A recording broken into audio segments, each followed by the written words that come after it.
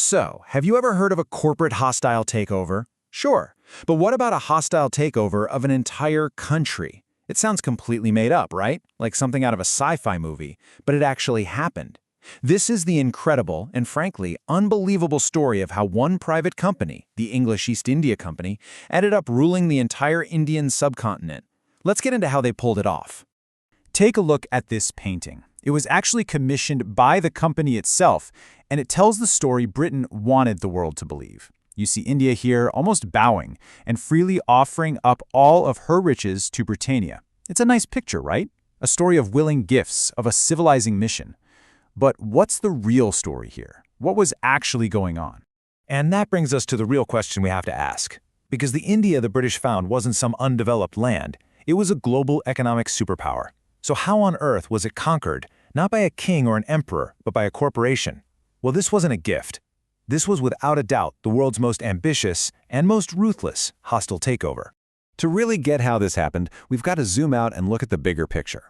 The world at that time was deep in the age of colonialism. You can think of it like a global gold rush, where all the major European powers were in a mad dash to carve up the planet for themselves. So what do we actually mean by colonialism? Well, put simply, it's the practice of one country taking total control of another place. And I mean total control, imposing its government, its economy, its culture, usually by force. And what was driving all this? Well, it was a pretty powerful cocktail of motivations. You had political rivalries back in Europe, fueling a race for global influence. You had massive economic incentives, new resources to plunder, and new markets to sell to. And yeah, you can't forget the powerful drive of religious conversion, and maybe a little bit of genuine scientific curiosity mixed in. And wow, this cartoon just perfectly captures the whole mindset of the era. This is the famous British tycoon Cecil Rhodes, and he's literally standing astride the entire continent of Africa. I mean, it just perfectly sums up the unbelievable ambition and the sheer arrogance of these European colonial projects. Okay, so now let's turn our attention to the biggest prize in this whole global game, India. And it is so important to understand that at this point in history, India wasn't just wealthy, it was an economic giant, a true hub of global trade and manufacturing. Just look at this number, 25%. Before the colonial era kicked off, historians estimate that India accounted for a staggering 25% of the entire world's GDP. That's 1/4 of all the wealth on the planet. And this wealth, it was built on real stuff, on high-value goods that the rest of the world was desperate to get their hands on. We're talking about the whole shebang: spices, legendary fine cottons, ivory, precious gems, and even this super high-grade wood steel, which was famous across the world for centuries. So you can imagine, with that kind of incredible wealth just sitting there, it was really only a matter of time before European powers came knocking. And that kicked off this fierce, century-long race to control the trade routes to India and just get a piece of the action. First on the scene were the Portuguese, when Vasco da Gama landed way back in 1498.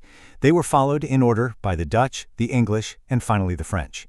Each one showed up with their own company, their own ships, and their own big plans for this unbelievably rich land. Now, what's really interesting is that they all had different business models, so to speak. The Portuguese were pretty aggressive, using their navy to control the sea lanes and even pushing forced religious conversions. The Dutch and the French, on the other hand, they mostly just focused on business. But here's the thing, none of those strategies were enough to take over the whole subcontinent. So that brings us to the British. How did they do it? How did they succeed where everyone else failed? Well, it wasn't some big, dramatic invasion. No, it was a slow, calculated, and honestly a brilliantly devious strategy. Let's break down their playbook.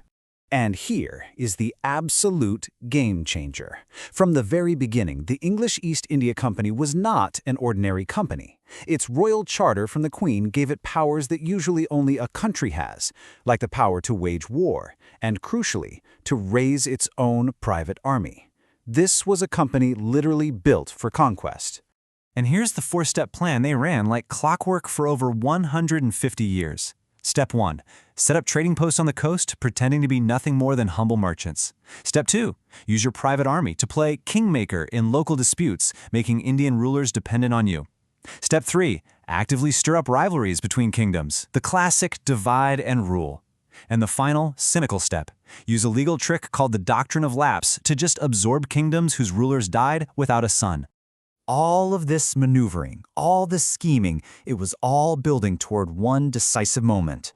This was the point of no return, the moment the company finally dropped its mask as a traitor and showed its true face as a ruler. That moment was the Battle of Plassey in 1757. Now, on paper, the East India Company, led by this guy Robert Clive, was massively outnumbered by the army of the local ruler, the Nawab of Bengal. It should have been a slaughter. But this wasn't really a battle. It was a conspiracy.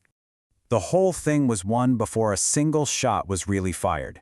See, Clive had made a secret backroom deal with Mir Jafar, who was the commander of the Nawab's army. The deal was simple. If Mir Jafar helped the British win, they'd make him the new puppet ruler. So on the day of the battle, he just had his troops stand down, handing the British a shocking victory. I mean, think about that. This betrayal was so infamous, so deep, that to this day in India, if you call someone a Mir Jafar, you're calling them a traitor. It's slang. This one act of treachery basically handed the richest part of India over to a British corporation. With political control basically locked in, the final tool of conquest was a legal one. The doctrine of lapse was this policy they cooked up that allowed them to just take over any state where a ruler died without a natural son. They completely ignored the Indian tradition of adopting an heir. It was just a bureaucratic excuse for a land grab. So, what was the end result of all this? Well, this quote from a British writer, William Digby, in 1901 pretty much says it all. This wasn't a partnership, it was an extraction. The immense wealth of one of the world's richest nations was systematically drained away to fuel the Industrial Revolution and build the British Empire. Which leaves us with a pretty heavy question, doesn't it? The story of the East India Company is just this stark, incredible reminder of how power, ambition, and greed can combine with devastating results. And it really forces us to ask, what is the true price of an empire?